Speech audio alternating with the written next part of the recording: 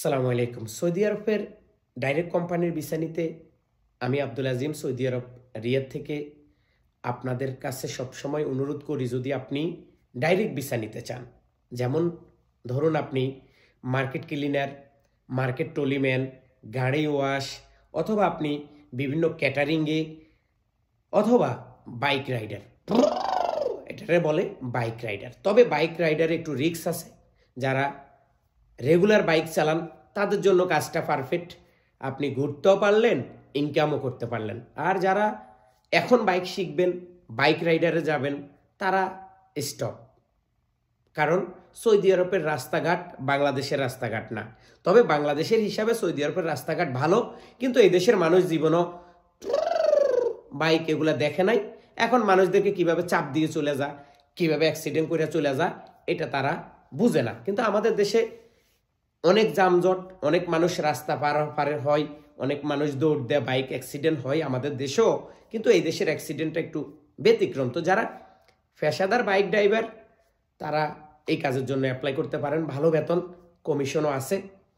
আর যারা মনে করেন একটু ভদ্রতার কাজ খোঁজ করেন বা একটু ভালো কাজ খোঁজ করেন, তারা সরাসরি গাড়ি ওয়াশে আসতে পারেন, মার্কেটের ক্লিনারের কাজে আসতে পারেন, মার্কেটের টলিম্যানে আসতে পারেন, বা বিভিন্ন ক্যাটারিং কফি শপের ভিসায় আসতে পারেন। এখন অনেকেই প্রশ্ন করতে পারেন, ভাই এই ভিসাগুলো আপনি কোথায় পান, কিভাবে পান? ভাই, আমি রাস্তাঘাটে থাকি, বিভিন্ন মানুষের সাথে আমার চলাফেরা হয়, বিভিন্ন ট্রাভেল এজেন্সির সাথে আমার সম্পর্ক আছে।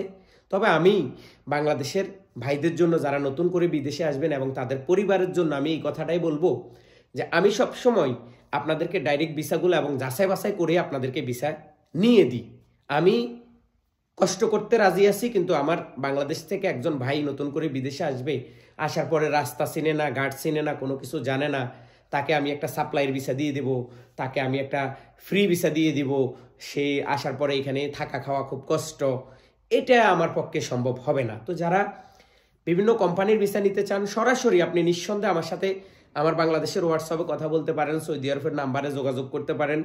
আমি চেষ্টা করি আপনার কাছ থেকে 2 টাকা বেশি নিয়ে হলো আপনাকে ডাইরেক্ট একটা ভিসা দিব, আপনার ভবিষ্যৎটা উজ্জ্বল হবে, আপনি কম টাকা বেতন হলো আপনি সুন্দরভাবে আপনার জীবনযাপন করতে পারবেন। ফ্রি ভিসা আসার পর আপনি কাজ পাবেন না, রুম পাবেন না, থাকার কষ্ট, খাওয়ার কষ্ট।